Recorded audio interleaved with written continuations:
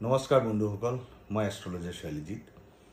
আজি এটা সৰু সমাধান লৈ আহিছোঁ যিয়ে সকলোকে উপকাৰ কৰিব বুলি ভাবোঁ। আজি কথা পাতি মীন ৰাশিৰ বিষয়ে। মীন ৰাশি যাৰ অধিপতি বৃহস্পতি 2023 জানুৱাৰী মাহৰ পৰা মীন ৰাশিত দেখা গৈছে যে শনিৰ 4.4 প্ৰভাৱ আৰম্ভ হৈছে। প্ৰথম এইটো 4.4 বুলি ক'লে 7.5 বছৰৰ কাৰণে থাকিব।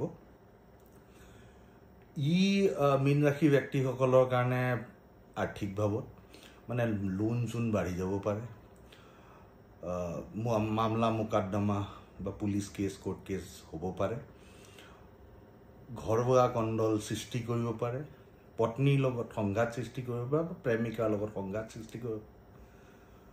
লগতে প্ৰফেশ্যনেল ফ্ৰণ্ট বা বিজনেছ ফ্ৰণ্টত এক্সপেন্সেছ বৃদ্ধি হোৱা, হাতত থকা জঙা ধন নাইকিয়া হোৱা, হস্পিটেলাইজেশ্যন ফেমিলি মেম্বাৰ বিশেষকৈ দেউতা মাকৰ হস্পিটেলাইজেশ্যন বাঢ়ি যোৱা, এনেকুৱা ধৰণৰ প্ৰব্লেমৰ সন্মুখীন 2023 জানুৱাৰীৰ পৰা হ'ব পাৰে।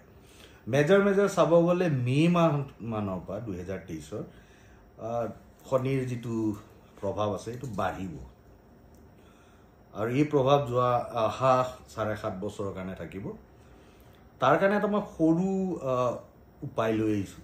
সৰু উপায়টো হ'ল যে আমাৰ অসমৰ ঘৰে ঘৰে কলগছ দেখা যায়, কলগছ পোৱা যায়।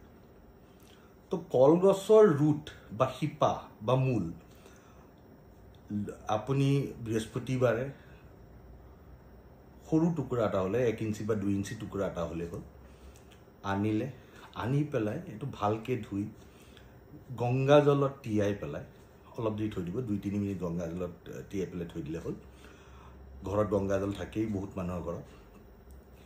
সেই শিপাডালত ওম বৃহস্পতিনায় নাম 108 বাৰ জাপ কৰি পেলাই হালধীয়া বস্ত্ৰ এটা টুকুৰা লম্বা, হালধীয়া কাপোৰৰ টুকুৰা এটা লম্বাকৈ লৈ ল'ব।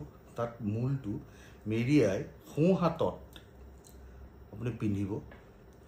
পিন্ধাৰ লগে লগে আপোনাৰ যিটো অধিপতি গ্ৰহ বৃহস্পতি, সেই বৃহস্পতি আপোনাৰ জন্মকুণ্ডলী য'তেই নাথাকক ই বলৱান হ'ব।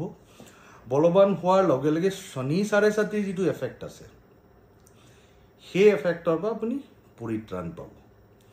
আৰু এই যে হাতত বান্ধিব সেইটো প্ৰতি বৃহস্পতিবাৰে অহা 7 বছৰৰ কাৰণে কণ্টিনিউ কৰক, নিশ্চয় আপোনালোকে সুফল পাব।